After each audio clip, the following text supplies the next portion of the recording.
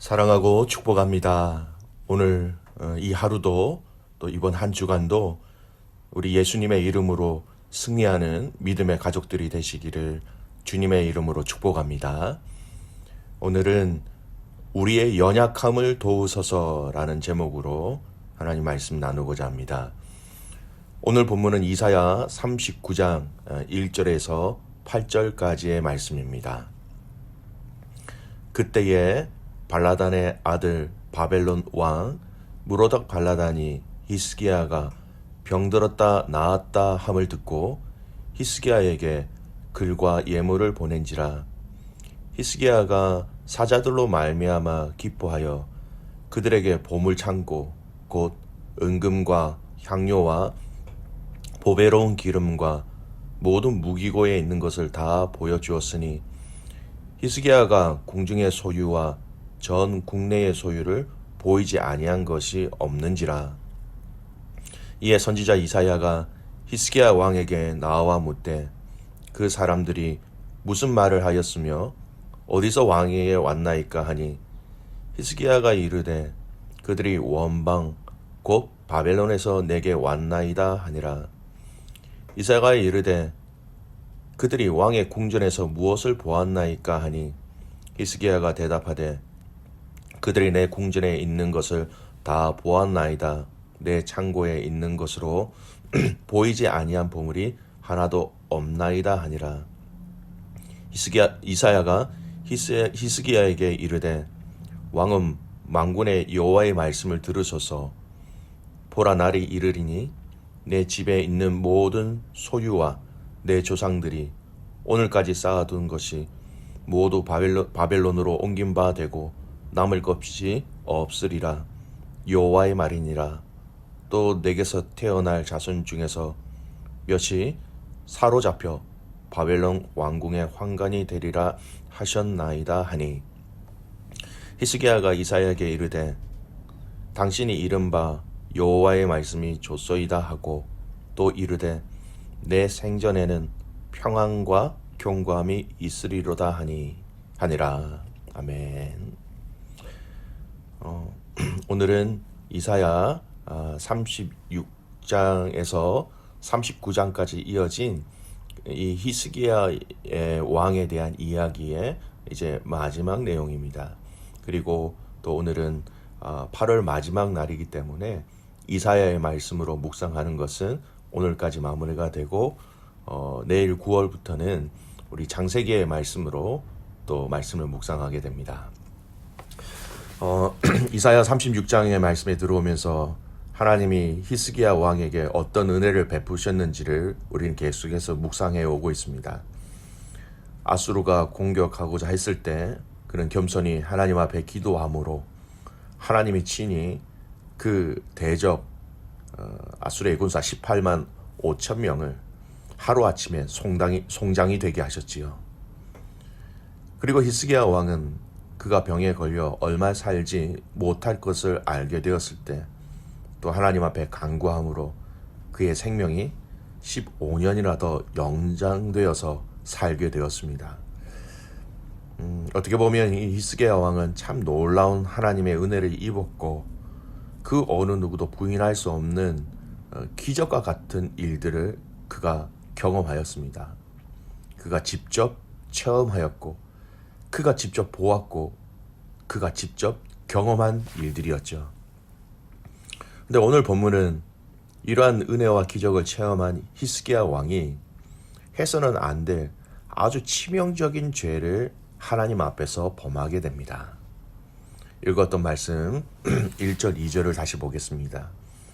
그때 발라딘의 아들 바벨론의 왕 무로닥 발라딘이 히스기야가 병들었다 나았다 함을 듣고 히스기야에게 글과 예물을 보낸지라. 히스기야가 사자들로 말미암아 기뻐하여 그들에게 보물창고 곧 은금과 향료와 보배로운 기름과 모든 무기고에 있는 것을 다 보여주었으니 히스기야가 궁중의 소유와 전 국내의 소유를 보이지 아니한 것이 없는지라. 이 바벨론 사절단에게 왜 히스기야는 자신의 보물창고와 무기창고를 보여주었을까요? 히스기야는 자기보다 더 강한 나라의 왕이 자신의 질병의 치유 소식을 듣고 위문한 것에 대해서 즐거워하지 않을 수 없었던 것입니다. 또 자신을 향하여 서신을 보냈다는 것. 여러분, 서신을 보낸다라는 것은요, 또 사신들을 보내어 위로하고 또 인사한다는 것은 이미 그 관계가 이 동맹의 관계를 알려주는 행위이기도 한 것입니다. 강한 나라가 와서 서한과 사신과 예물을 나에게 보냈다라는 것은 그 나라가 적어도 우리에게는 적대적인 마음이 없다라는 것을 알리는 행위이지요. 이 행위에 히스기야 왕은 국가 기밀과 같은 재정과 무기에 대해서 모든 것을 다 보여주므로 바벨론이라는 나라와 사이좋게 지내므로 그들의 안전을 도모하고자 한 목적이 있었던 것입니다. 근데 여러분, 이러한 자세는 영적 측면으로 볼 때 아주 위험한 것임을 우리는 이 이사야 말씀을 계속해서 묵상해 오므로 우리가 잘 알고 있죠. 왜냐하면 이런 히스기야 왕의 태도는 하나님을 의지한 것이 아니라 인간을 의지하는 것이기 때문입니다. 그동안 이사야 선지자를 통해서 하나님이 애굽이라는 이 세상 세력을 의지하는 것이 얼마나 큰 죄악인지 누누이 계속해서 말씀해 주셨지요. 바벨론을 의지하는 것도 여러분 애굽을 의지하는 것과 별반 다름이 없는 하나님에 대한 배신의 행위였다라는 것입니다. 하나님에 대한 신뢰를 가지지 못한 불신과 불순종의 행위였다라는 것이죠. 여러분, 오늘 이 히스기야 왕이 한 이 행동을 보면서 우리 신앙 생활 중에 정말 조심해야 하는 것들이 무엇인지 오늘 이 말씀을 통해서 살펴보기를 원합니다. 첫 번째, 과거에 주신 하나님의 은혜와 기적을 여러분 우리는 잊지 말고 기억하며 살아가며 또 이 삶에 지금 오늘 이 하루의 삶 속에서 그 은혜와 기적을 알고 그것을 반영할 수 있어야 한다는 것입니다. 하나님이 대신 싸워주셨습니다. 하나님이 생명을 연장시켜 주셨습니다. 하나님이 승리하게 하셨고 하나님이 그의 삶을 연장시켜 더 살게 해주신 것이죠. 세상의 나라가 또 애굽이 이렇게 도와주지 아니하였습니다. 하나님이 하신 일이지요. 그런데 오늘 히스기야 왕은 이 바벨론이라는 나라의 교묘한 정치적인 전략에 넘어가 버리고 말았습니다. 그저 동맹이라는 좋은 소식 앞에서 그만 하나님을 잊어버린 것이지요. 귀한 믿음의 가족 여러분, 우리가 힘들고 어려울 때 하나님은 항상 우리를 지키셨고 떠나지 아니하셨고 동행하셨고 인도하셨습니다. 우리의 삶을 살아가다가 비슷한 환경이 우리에게 올 때 이것을 피해갈 수 있는 좋은 길과 좋은 사람이 있다라고 할 때 여러분 우리는 너무나도 쉽게 하나님을 잊을 때가 있는 것입니다. 저와 여러분이 정말 조심해야 될 것은 일들이 잘 풀려갈 때, 일들이 술술 잘 진행되어져 갈 때 우리는 그때를 조심해야 하는 것입니다. 그 일들이 너무나 잘 진행되어질 때 우리는 하나님을 잊게 될 가능성이 많게 되는 것이죠. 오히려 여러분 우리가 일들이 잘 풀려지지 않을 때, 문제가 있을 때, 어려움이 있을 때 간절히 우리는 하나님을 찾게 됩니다.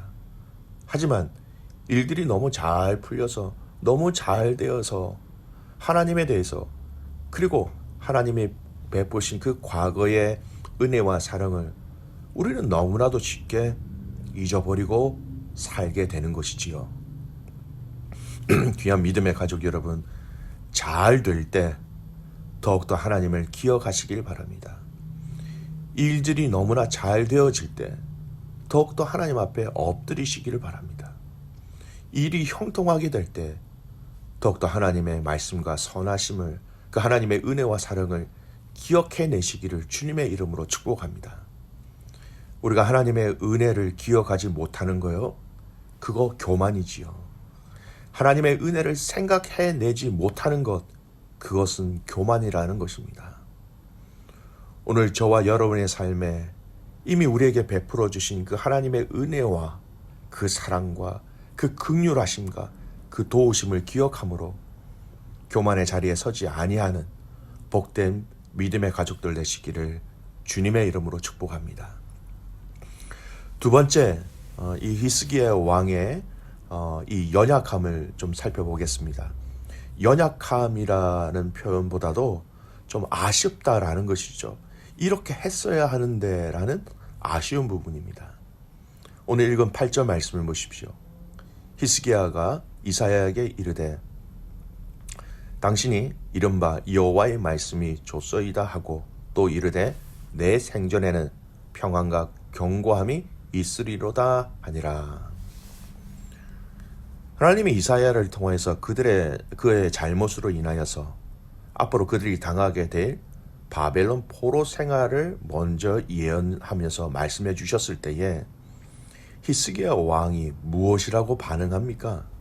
네, 하나님 좋습니다. 나의 생전에 이런 일들이 일어나지 않고 견고하다니 다행입니다. 이렇게 얘기하고 있습니다. 이 해석은요, 성경학자들 사이에서도 크게 두 가지로 나누어서 해석되어집니다. 한 가지 입장은 좋습니다라는 이 말을 겸허하게 받아들인다라는 내용이에요. 겸허하게 받아들이겠습니다라는 수용의 의미로 해석하는 학자들이 있습니다. 예, 알겠습니다. 죄를 지었지만 하나님 이렇게 하신다고 하니 하나님 어쩔 수가 없습니다. 라는 하나님의 징계에 대한 겸허한 수용으로 보는 사람들이 있습니다. 또 다른 해석은요, 이 히스기야 왕이 자기 때에 이러한 일들이 일어나지 않음으로 인하여서 다행입니다라는 의미로 이 본문의 말씀을 해석하는 학자들이 있습니다.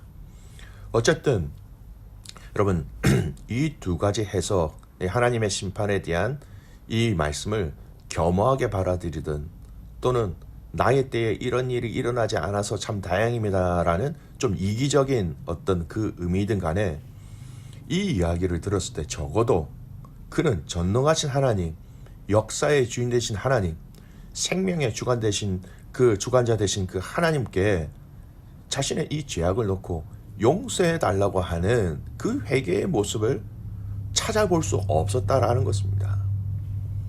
두 견해의 입장 차이가 있지만 결과는 동일해요, 여러분. 바로 믿음의 후손들이 이런 하나님의 진노와 심판을 경험하게 되었다라는 것입니다. 그와 그 백성들의 죄악으로 이어진 결과를 인하여 포로로 잡혀가며 왕의 후손들도 포로로 잡혀가며 환관이 되는 아주 비참한 일들을 들었을 때 믿음의 후대들에게 하나님의 이런 진노가 흘러가지 아니하도록 히스기야는 하나님 앞에서 부르짖어야 할, 회개해야 할 책임이 있는 자였습니다. 물론 유다의 죄악이 있었지만 그 죄악의 결과도 분명히 일조를 한 것을 우리는 분명히 성경을 통해서 알 수 있습니다. 그럼에도 불구하고 오늘 히스기야는 하나님 앞에서 이 하나님의 예언적인 심판에 대해서 하나님께 용서해 달라고 그 길을 하나님께서 바꾸어 주십사 하고 엎드려 기도해야 한다라는 것입니다. 오늘 저와 여러분이 우리의 믿음의 자녀들과 후손들에게 어떤 시대를 물려주고 싶으십니까? 우리가 하나님을 경외하며 순종함으로 우리 후손들이 하나님의 은혜 안에 거할 수 있도록 그렇게 하는 것과 우리의 죄악으로 인하여, 우리의 욕심으로 인하여, 우리의 교만으로 인하여 우리의 자녀들이 살아가게 될 세상은 더욱더 죄악으로 가득 찬 세상, 하나님의 심판으로 가득 찬 세상이 될 수도 있다라는 것입니다. 사랑하는 귀한 믿음의 가족 여러분, 우리의 자녀들과 우리의 믿음의 후손들을 위하여 우리가 영적으로 책임져야 할 것들을 책임져내는, 또 책임져서 그 하나님 앞에 우리 시대에 하나님의 그 은혜와 용서하심과 또 그 은혜를 우리가 함께 누릴 수 있어야 하는 것입니다. 우리 자신들의 믿음을 지키는 모습들을 우리 자녀들에게 보여줄 수 있어야 하는 것이죠. 우리의 신앙의 진정성을 여러분 우리의 자녀들과 우리의 후손들이 느낄 수 있도록 여러분 하나님 앞에 정직한 믿음 생활, 정직한 신앙 생활이 필요한 것입니다. 사랑하는 귀한 믿음의 가족 여러분, 오늘 이 말씀의 결론을 맺고자 합니다. 히스기야가 하나님의 얼마나 많은 기적과 은혜들을 체험하였습니까? 기도의 능력도 체험하였어요. 기도의 응답도 체험하였어요. 생명을 연장시켜 주시는 하나님의 그 능력을 경험하였습니다. 그러나 그 하나님의 은혜를 잊고 기억하지 못한 그의 교만으로 말미암아 하나님은 징계를 다시 그에게 또 그 민족들에게 선포하셨다라는 것이죠. 오늘 저와 여러분이 이 말씀을 보면서 하나님 앞에 부르짖어야 할 기도의 제목이 있습니다. 하나님, 교만하지 아니하도록, 교만으로 인하여서 하나님의 은혜와 사랑들을 기억하지 못하는 일들이 우리 안에 일어나지 않도록 우리의 연약함을 도와주소서라고 우리는 항상 하나님 앞에 엎드려 겸손함으로 나가야 한다는 것이죠. 귀한 믿음의 가족 여러분, 오늘 이 하루 주님, 나의 연약함을 도와주시옵소서. 우리의 연약함을 도와주시옵소서. 이렇게 기도하며 함께 나아갈 때에 그 선하신 하나님의 역사와 능력을 계속해서 체험하는, 승리하는 믿음의 가족들 되시기를 주님의 이름으로 축복합니다. 아멘. 기도하겠습니다. 하나님 아버지, 참 감사를 드립니다. 부족하고 연약함에도 불구하고 우리를 불러주시고 안아주시고 동행하여 주시고 항상 보살펴 주셔서 참 감사를 드립니다. 오늘 이사야 말씀, 이 39장의 말씀을 묵상하면서 하나님, 우리 인간은 우리 스스로를 지켜낼 수 없는 미련한 존재라는 것을 말씀을 통하여 고백하게 하여 주시니 감사를 드립니다. 하나님, 우리의 힘은 너무나 연약합니다. 우리의 의지들은 너무나 연약합니다. 우리의 마음들은 너무너무 교만하여서 연약할 때가 그지 없습니다. 이런 우리를 불쌍히 여겨주셔서 주의 성령으로 또 말씀으로 우리와 동행하여 주셔서 날마다 시간마다 그 모든 때마다 우리의 연약함을 도와주시기를 간절히 소원합니다. 말에 대한 연약함이 있습니다. 물질에 대한 연약함이 있습니다. 감정에 대한 연약함이 있습니다. 우리 건강에 대한 연약함이 있습니다. 이 연약함을 주님 앞에 다 토로할 때마다 우리의 연약함을 도우시는 그 놀라운 주님의 사랑을 오늘도 맛보게 하시고 의지하게 하여 주심으로 승리하는 모든 가족들 되게 하여 주시옵소서. 우리의 연약함을 도우시는 그 주님으로 말미암아 오늘도 승리하며 나아가는 가족들 되게 하옵소서.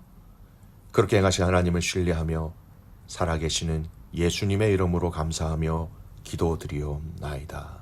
아멘.